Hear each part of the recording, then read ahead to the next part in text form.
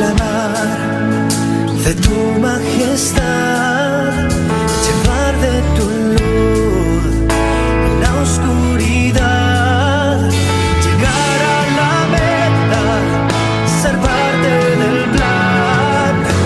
Toma mi vida y úsala. Hoy es tiempo de cambiar. Es tiempo de cambiar. Tu amor al mundo. Ya no puedo esperar. Te quiero alabar. Mi vida hoy yo te la entrego.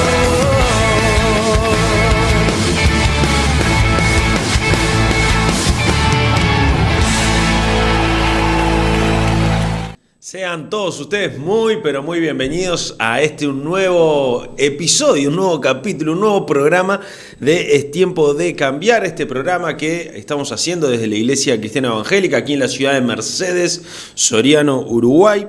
Y bueno, como semana a semana venimos compartiendo con ustedes temas que tienen que ver con cuál es el consejo que la Biblia tiene para nosotros hoy, aquí y ahora. Y estoy seguro que también para ustedes allí, en el momento en el que estén escuchando este programa. Es lindo realmente poder compartir tiempo juntos, poder, aunque sea en la virtualidad, ¿no? En la distancia, poder estar unidos, poder estar juntos. Creo que es sumamente bueno. Y en estos tiempos tan difíciles que nos ha tocado vivir, pensar que si a uno hace un tiempo le planteaban un escenario como el de hoy, difícilmente creería que es posible.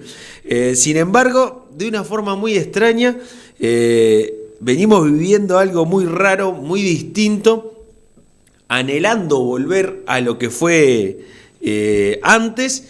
Y bueno, quién sabe cómo quedará el mundo después de esta pandemia, si podremos volver a lo que conocíamos como la normalidad.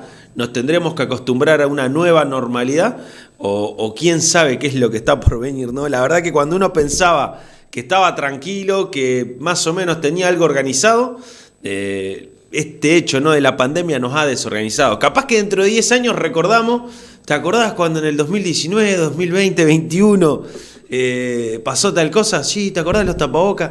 O quizás esto ya haya venido para quedarse, no lo sabemos, pero lo importante es que podamos continuar desarrollando de alguna forma nuestra relación con Dios, y es eso lo que queremos transmitir a través de estos programas, que independientemente de las circunstancias nosotros podamos mirar a quien no se mueve por las circunstancias, sino que es fiel, que se mantiene firme, que es Dios mismo, ¿no? El Dios que revela la Biblia. Y yo quiero hoy con ustedes abordar un tema que tiene que ver con la iglesia. Que podamos pensar en una iglesia bíblica, cómo es una iglesia según los patrones bíblicos. Es decir, quizás yo digo la palabra iglesia y usted está ahí sentado mirando este programa y se le pueden ocurrir un montón de ideas, y seguramente si le preguntamos a cada uno de los televidentes, a cada uno de los internautas, si le preguntamos, si digo iglesia, ¿qué pensás? Y posiblemente tengamos un montón de respuestas. Una respuesta posible es la iglesia que uno conoce, ¿no? El salón que uno tiene en la mente allí en el barrio, la capilla, la catedral, el templo que uno conoce, y bueno, ahí vos decís iglesia y es lo primero que se viene a la mente. Quizás para otros, más acostumbrados a asistir a una iglesia, cuando decimos iglesia se le viene a la mente ese lugar al que va semanalmente, al que va los domingos o los días que vaya. Y quizás para otro digamos la palabra iglesia y enseguida lo que se viene a la mente es un grupo de chantas, un grupo de curreros, un grupo de personas de mala vida que le sacan a otros, ¿no? Y bueno, esas son las distintas experiencias que cada uno de nosotros tenemos. Lamentablemente hay gente que tiene malas experiencias con las iglesias, y por eso, y para quienes van a iglesias realmente fieles, por eso el tema de hoy es conociendo una iglesia bíblica, conociendo una iglesia que realmente busca agradar a Dios y que se mueve dentro de los parámetros bíblicos. Es decir, vamos a estar mirando hoy qué es la iglesia desde la concepción de la Biblia, desde la cosmovisión de Dios mismo, ¿no? Dios diseña la iglesia. Ya en un programa anterior estuvimos hablando de algo de esto y estuvimos viendo al Señor Jesús allí en los evangelios, hablando con sus discípulos. Jesús hace una pregunta que es fantástica, que dice: ¿ustedes quiénes piensan que soy yo? Y Pedro dice: tú eres el Mesías, tú eres el Cristo, tú eres el Salvador. Y Jesús le dice: bien has dicho, Pedro, sobre esta roca edificaré mi iglesia. Y lo que Jesús está diciendo es: sobre esta confesión, Pedro, que vos acabas de hacer, sobre este fundamento sólido como una roca, que es que yo soy el Cristo, sobre ese fundamento voy a edificar mi iglesia. Y Jesús comienza a trabajar en sus discípulos con el fin de que cuando Él no esté más entre ellos, cuando venga el Espíritu Santo, pueda organizar a este grupo de hombres, de personas, para que se congreguen. Y la palabra iglesia quiere decir asamblea, viene del griego eclesia y quiere decir asamblea, ¿no? Un grupo de personas que se reúnen en torno a un tema y para discutir ese tema, para avanzar sobre ese tema, y eso quiere decir la palabra iglesia, asamblea. Y de eso estamos hablando cuando miramos la Biblia y hablamos de iglesia, de una asamblea, de un grupo de personas que se reúnen en torno a un tema en común y que tienen un fundamento que es muy claro.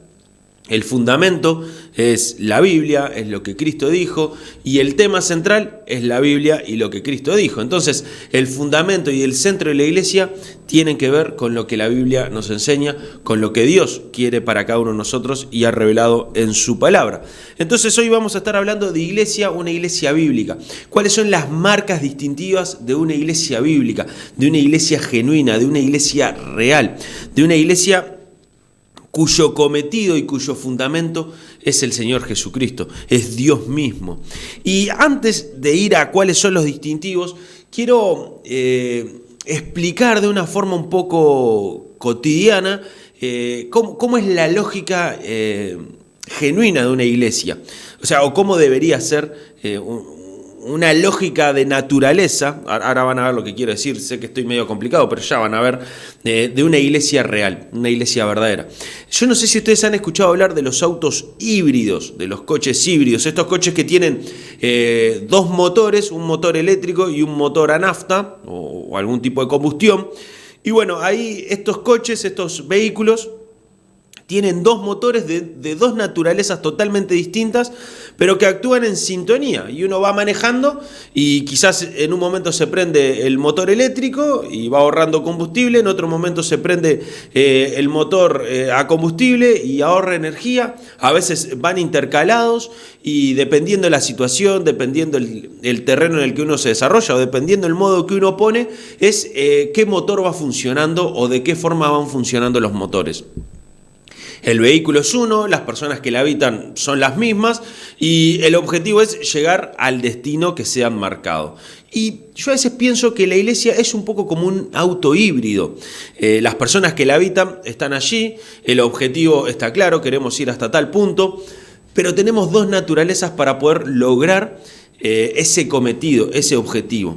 Y estas dos naturalezas son, por un lado, la iglesia tiene una naturaleza divina, es decir, es Dios mismo quien la habita, es Dios mismo quien la diseña, es Dios mismo quien se encarga de que sea una realidad la iglesia. Es decir, la iglesia no es un invento humano, la iglesia es creación de Dios. Dios ha establecido las bases en la Biblia para desarrollar una iglesia. Entonces, la iglesia tiene una naturaleza divina. El Espíritu Santo habita en nosotros y hace que podamos trabajar unidos. Es decir, es Dios mismo. De hecho, el Señor Jesús dice: ni las puertas del Hades prevalecerán contra la iglesia. O sea, no hay nada que pueda destruir a la iglesia porque parte de su naturaleza tiene que ver con Dios. Sin embargo, la iglesia también tiene una naturaleza humana, que somos nosotros, las personas que habitamos esta asamblea, las personas que somos parte de esta asamblea. Entonces, somos quienes estamos llamados a desarrollar el proyecto de Dios, la misión de Dios. No es que le tenemos que pedir a Dios Señor, ayúdame a desarrollar este proyecto, sino que tenemos que conocer la misión de Dios y como iglesia poner manos a la obra. Cada uno de nosotros, como decimos habitualmente los cristianos, somos los brazos, los pies, los ojos, los oídos del Señor Jesucristo en la tierra. Y vaya que si esto es así, el Señor Jesús es el diseñador, el creador del Evangelio, pero somos nosotros los encargados de anunciarlo, de compartirlos con otros, de desarrollar estas verdades bíblicas, y por eso Jesús dice, id por todo el mundo. Entonces uno dice, el mensaje es de Dios y los portavoces somos nosotros. Y esta doble naturaleza tiene una lógica de funcionamiento que es, Dios es el dueño y nosotros somos los administradores. La iglesia no nos pertenece, somos parte de la iglesia, pero no nos pertenece, le pertenece a Dios. Y esto de ser parte tiene que hacernos conscientes de si realmente estamos participando en una iglesia local. Y esto es como una especie de escalón. Lo primero que tenemos que entender es la naturaleza de la iglesia, una doble naturaleza, como un coche híbrido, dos motores funcionando juntos para lograr un objetivo, el motor divino y el motor humano. Bajamos de escalón y encontramos lo que son las iglesias locales. Este es el diseño de Dios para la iglesia. Cada ciudad, cada localidad teniendo una iglesia, un grupo de hermanos, un grupo de personas que se reúnen en torno al Señor Jesucristo. ¿Y qué es lo que encontramos aquí? Grupos locales, asambleas locales, que se reúnen según el contexto, según la lógica. No es lo mismo una iglesia local aquí en la ciudad de Mercedes que una iglesia local en Bangladesh. No es lo mismo, definitivamente no es lo mismo. No son las mismas reuniones, no son los mismos énfasis en la predicación, no será el mismo salón, seremos muy distintos. Sin embargo, si el centro y el fundamento es Jesucristo, ambas asambleas son reconocidas por Dios como iglesias locales, iglesias que pertenecen a un medio delimitado por el tiempo y el espacio en el que se habita. Y esto es interesante y un paréntesis quiero hacer aquí. La iglesia en todo el universo y en todo el tiempo, desde hace 2000 años, es propiedad exclusiva de Dios y no va a desaparecer. Eso es así. Mientras Dios lo ha diseñado así, la iglesia no va a dejar de existir. En 2000 años de historia, la iglesia en el universo en el mundo no dejó de existir nunca. Lo que sí dejan de existir son las iglesias locales. Son esos grupos de personas que tienen la responsabilidad de ser luz y sal en sus sociedades, que por distintas razones a veces desaparecen. Basta mirar el Nuevo Testamento y ver la iglesia allí en Jerusalén, una iglesia sumamente grande al inicio de la historia, una iglesia que tenía a los apóstoles mismos habitándola, que tenía un grupo de hermanos sumamente fuertes y sumamente empoderados en el Señor para llevar adelante el ministerio. Y lamentablemente esa iglesia con el tiempo desapareció. Y uno puede mirar las cartas de Pablo escribiéndole a distintas iglesias locales que desaparecieron por los contextos históricos, por las invasiones del mundo islam sobre las ciudades en las que estaba esto. Y las iglesias locales han desaparecido. Y este es un tema interesante, y es que cada uno de nosotros debemos velar, debemos estar preocupados por nuestra iglesia local, cómo la desarrollamos. Pero bueno, para ir avanzando, vamos a ver cuáles son las características distintivas de una iglesia bíblica según Primera de Timoteo. Así que si tienen alguna Biblia por ahí cerca, Primera de Timoteo, pueden buscar allí y vamos a ver algunos pasajes para ver algunos distintivos de una iglesia local. Yo le voy a preguntar a quien está aquí detrás de cámara cuánto tiempo me queda porque me perdí para manejarme bien. Estoy sobrado, me quedan 2 horas, me dice, así que no va a haber ningún problema. Pero estaba pensando, ¿no? Una iglesia genuina, ¿cuáles son las marcas distintivas de una iglesia genuina? Ya hemos visto que la iglesia tiene una doble naturaleza, ya hemos visto que hay una iglesia en el mundo atemporal y hemos visto que hay iglesias locales ubicadas en determinados contextos, y de esas iglesias es de las que yo quiero hablar hoy, de cuáles son las marcas distintivas de una iglesia local. Si usted está buscando una iglesia, busque una iglesia con estas características, porque la Biblia es fiel, la Biblia no caduca, y si una iglesia tiene estas características va a ser de ayuda para su vida. ¿Cuáles son? Primera de Timoteo, capítulo 1, verso 3 dice: como te rogué que te quedases en Éfeso cuando fui a Macedonia, para que mandases a algunos que no enseñen diferente doctrina. Después vemos en el capítulo 3, versículo 2, pero es necesario que el obispo sea irreprensible, marido de una sola mujer, sobrio, prudente, decoroso, hospedador, apto para enseñar. Y en el capítulo 4, versículo 13 dice, entre tanto que voy, ocúpate en la lectura, la exhortación y la enseñanza. Y aquí hay una palabra que se repite que es enseñanza. Una iglesia genuina, una iglesia verdadera tiene que enseñar lo que la Biblia dice. Podríamos decirle esto, la sana doctrina. Una iglesia verdadera tiene que anunciar, tiene que enseñar, tiene que predicar lo que está en la Biblia. Y tiene que velar y tiene que tener cuidado por las falsas enseñanzas, como dice el primer pasaje, ¿no? Evita que algunos enseñen diferente doctrina.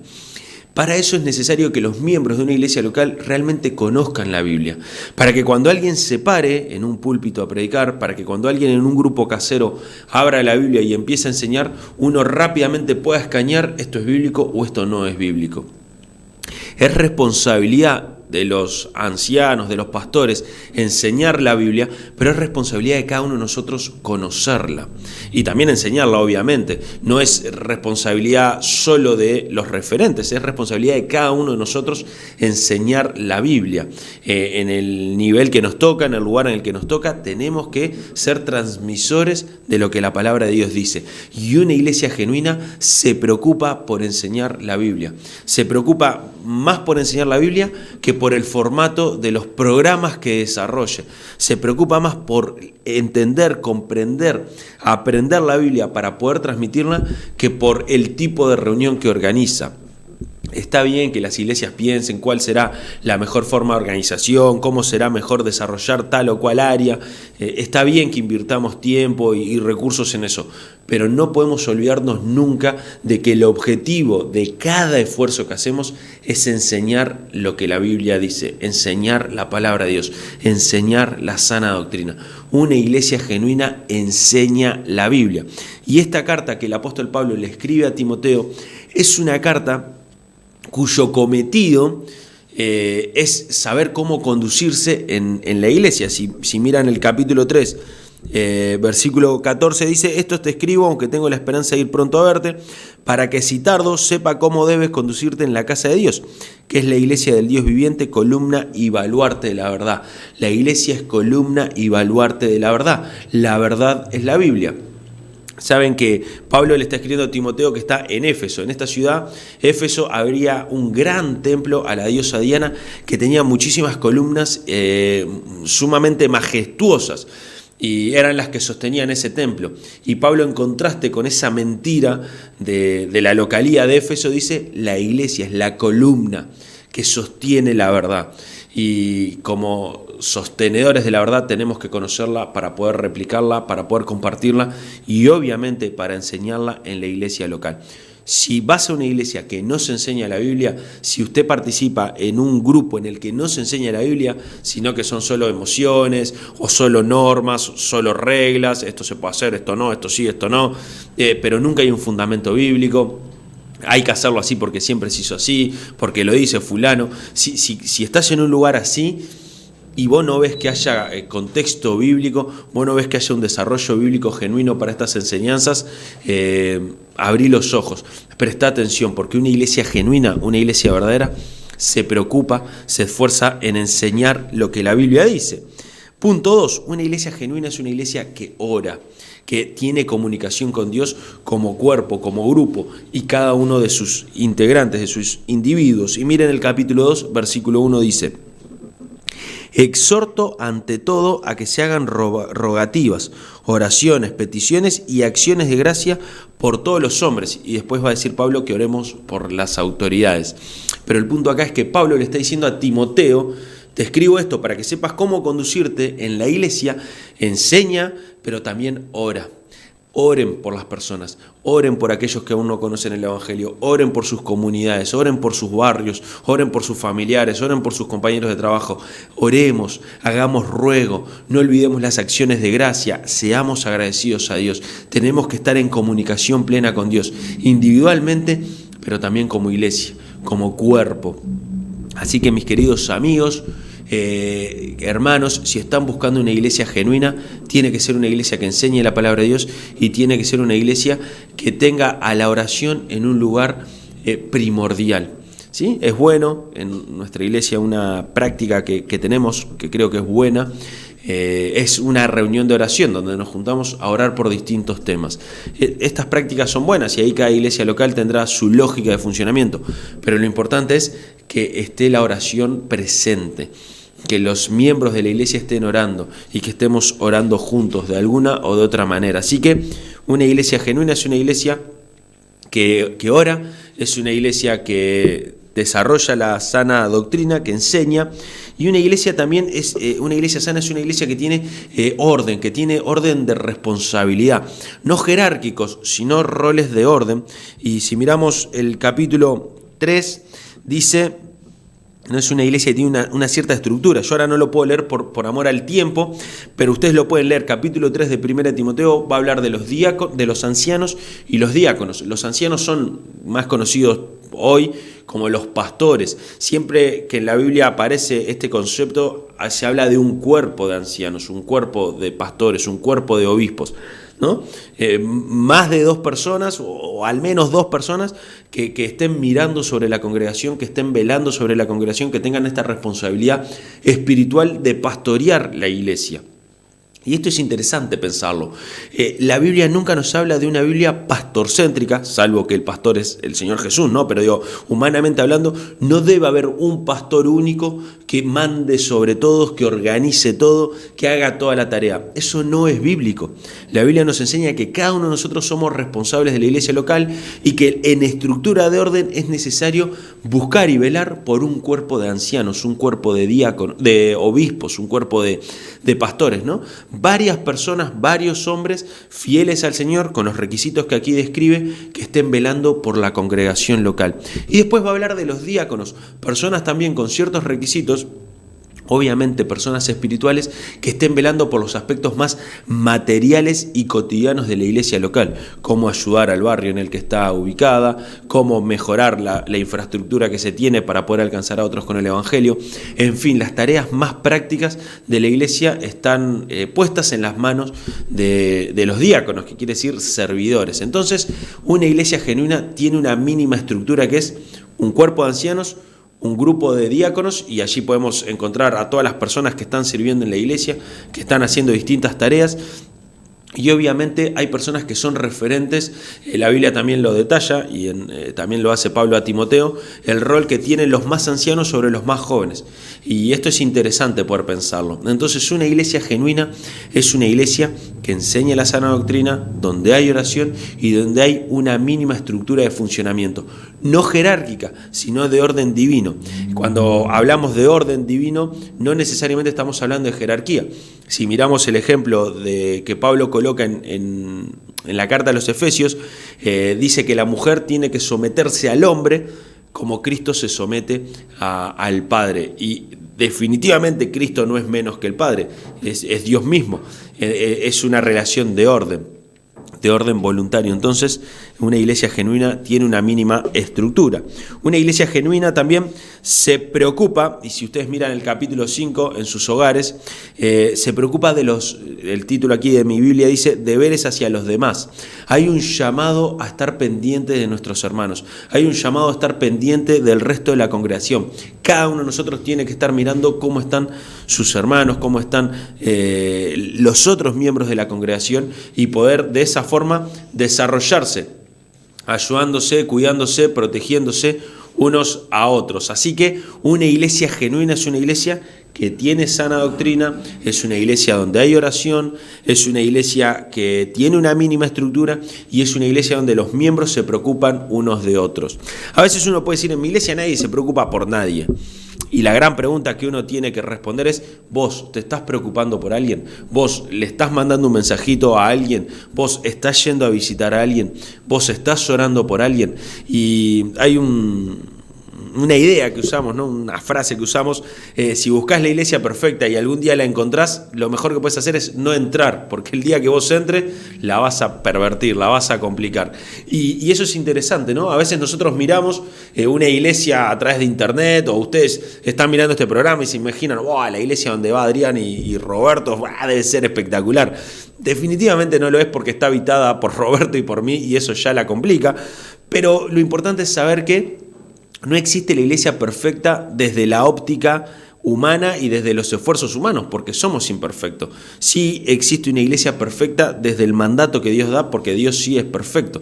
Y cuanto más nos ajustemos a este mandato, mejor vamos a poder desarrollarnos. Así que si estás buscando una iglesia genuina, estás buscando una iglesia verdadera, busca una iglesia que tenga estas características. Hay más características, pero el tiempo no nos da para abordarlas todas. Seguramente en otro episodio, en otro capítulo, en otro programa vamos a ir sobre esas otras características, pero hoy quería dejarnos con esta. Una iglesia genuina, una iglesia verdadera, enseña lo que la Biblia dice, dedica tiempo a la oración, tiene una mínima estructura de funcionamiento y es una iglesia donde los miembros se preocupan los unos por los otros. Así que mis queridos amigos, hermanos que están escuchando, espero que se estén congregando en iglesias verdaderas. Si aún no conocen al Señor Jesucristo como su Señor y Salvador, que esta sea una oportunidad para pensar en los temas espirituales. Todos nosotros somos pecadores, nos hemos descarriado, nos hemos alejado de Dios. Dios ha mandado a su Hijo Jesucristo a pagar el precio de nuestro pecado para darnos salvación. Y una vez que entendemos y disfrutamos esa salvación, el llamado es a pertenecer a una iglesia local, ser parte de un grupo de hombres y mujeres que tienen como centro a Jesucristo y como fundamento a Jesucristo. Muchas gracias por todo, nos despedimos y que tengan una buena semana. Hoy es tiempo de cambiar. Es tiempo de cambiar.